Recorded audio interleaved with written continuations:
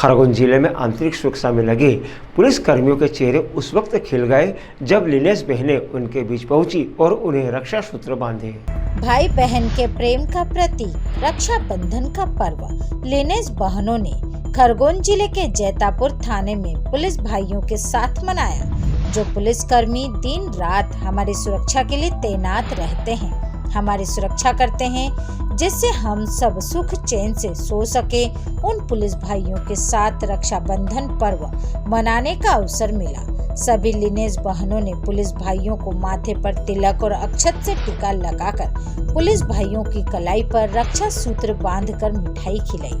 अपनी बहनों से मिले मान सम्मान से अभिभूत सभी पुलिस भाइयों ने बहनों को सुरक्षा का भरोसा दिलाया और उपहार भी दिया। सभी लिनेश बहनों को पुलिस भाइयों के साथ रक्षाबंधन पर्व मनाकर बहुत अच्छा लगा।